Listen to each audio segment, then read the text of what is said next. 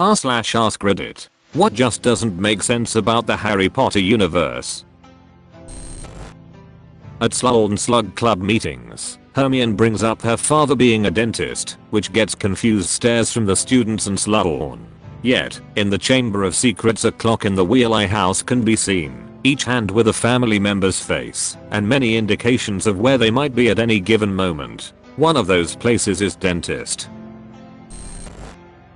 There are Muggle technologies that are actually superior to what the wizards have, like phones or faxes, given the books were written in the 90s. Today, it would be video chat, etc. They need to send an owl cross country, while Muggles could just use the phone to get information across faster. Kids from across the UK have to get to London to get on the Hogwarts Express, which takes them up to Scotland. Surely a kid from Scotland or even Manchester doesn't have to spend hours getting down to London to then go back up to Scotland. They actually do. The only exception might be someone who is from Hogsmeade, but all other students were to attend Hogwarts by taking the train or not at all. The minister who put it in place was Otterline Gamble, and I'm somewhat ashamed I know that by memory. I don't understand why Dumbledore tolerated the way the Dursleys treated Harry so poorly. Even if he didn't want Harry to know that he was a Wizard World rock star, he might have had Hagrid drop by one day when Harry wasn't around to have a word with Vernon. Why was Dumbledore chess mastering the whole thing? Did Dumbledore specifically set up the whole series of events in a giant decade-long trap? Why did he train Harry as a magical child soldier? Why did he do everything at arm's length? Dumbledore had the magical equivalent of a Nook with the Elder Wand and invisibility cloak. He very well could have beaten every Death Eater individually, picking away at their numbers. The Death Eaters still have families and day jobs, and go to the bathroom. They aren't in a huge magical army, so they could face off against a superior opponent. There wasn't a reason to go all cloak and dagger. Dumbledore is hideously powerful, had access to immortality, and had 2/3 of the most powerful magical items, and all of the useful ones, from Death himself. So why go through so much trouble?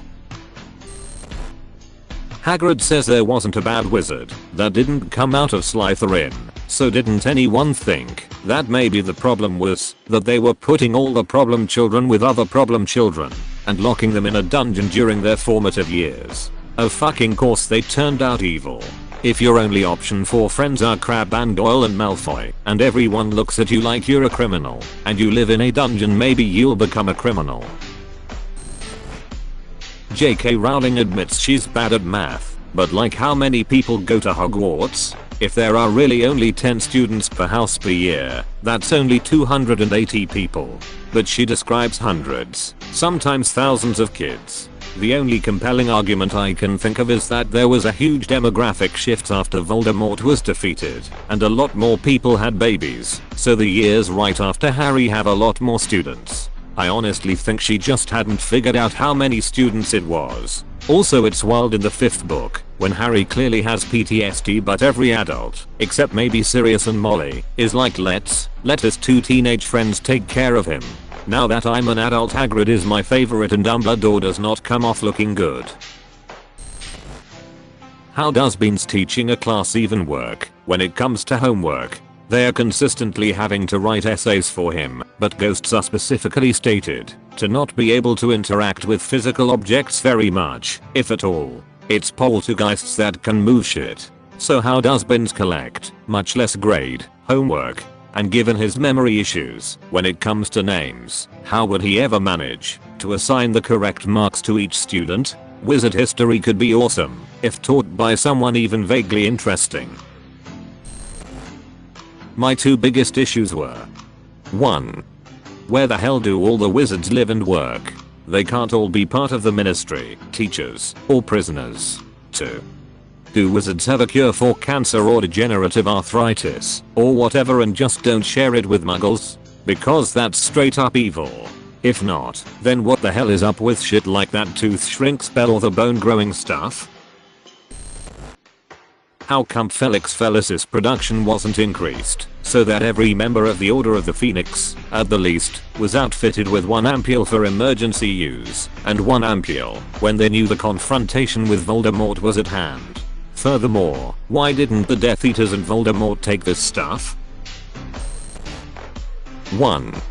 If you do some maths I'm too tired to explain, you find out that there should be around 5,000 to 6,000 wizards in the UK, which means at some point 2 out of 5,500 people wanted to rule the world and acted on that.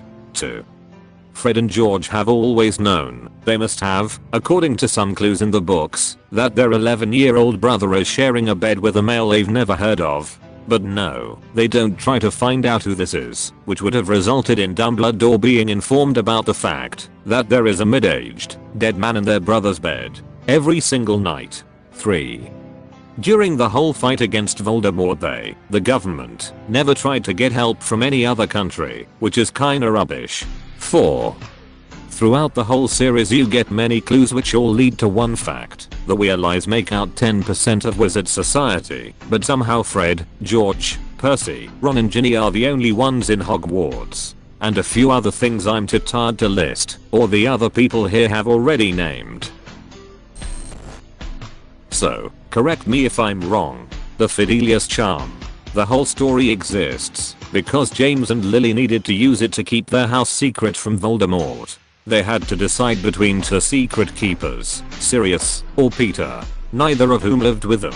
They picked the one who betrayed them, and that is why the entire story exists. Fast forward to the 7th book, and Bill is secret keeper for his house, and Arthur is secret keeper for the house he's hiding in. Well, if they could do that, then why the hell is there a story in the first place? Couldn't Lily or James just served as their own secret keeper and stayed tucked away inside their own house, where no one could get the secret out of them? How are spells made? Take the first ever spell for example. Did some guy just find a random phrase in Latin or something and keep repeating it non-stop until he got the effect he wanted? Did the person who invented Wingardium Leviosa just keep repeating that while thinking really hard until it came true? How does any of that work? How did people find out that they were able to harness magic? A Hogwarts, Diagon Alley, and all other magical places on Earth, or in another dimension? How are there Christians and Muslims in existence? Will they go to hell? Almost everything.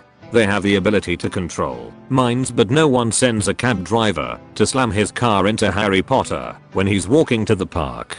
Or, getting extravagant, why not just coerce a commercial jetliner pilot to slam a plane into HP's uncle and aunt's house? A bunch of secondary school kids and a rabble of unorganized villagers and a few rebels could stand up to an army of seasoned Magic Wars veterans that took out the government with a violent coup. Wizards have access to firearms to supplement their magic yet don't use it. That Harry Potter, literally the savior of the wizard and muggle society, is allowed to be abused by his aunt and uncle. Their money. There are 29 nuts in a sickle, and 17 sickles in a galleon. 493 nuts in a galleon. A galleon is about $6.05. This makes a sickle $0.35 and a nut $0.01. That is some impossible currency. Also in the first book, Harry paid 7 galleon for his wand, but Ron could afford one later on. In the 4th book thought Harry spends 30 galleons on omninoculars as though it's nothing. The values are really strange and the currency is weird. Also, you could exchange a galleon for the actual price of gold, like $50 per gram in the US, and then go to Gringotts and get more galleons through the exchange system, rinse and repeat, and now you're rich. That the Muggleborns who go home for the summer don't bring back superior Muggle items or concepts, and I'm not just talking about electronics. That, apparently, not a single one of the Muggleborns, let alone any wizard who grew up with Muggleborns as classmates, chooses to live their post-graduation life mostly amongst Muggles, hold down a Muggle job, or simply be idle rich and enjoy all the advantages of Muggle science, consumerism, and culture, while also using bits of surreptitious magic to avoid all the boring bits. Really? Not a single student, not one, decided living in a backwards insular under-educated population of less than a small city sounds great, but there's also this country I'm physically in which has 50 million people and things like movies, computers, engineering, tens of millions of books, and math beyond numerology, and where I could be wealthy and respected with absolutely minimum effort, as well as being able to access Wizarding Britain whenever I wanted.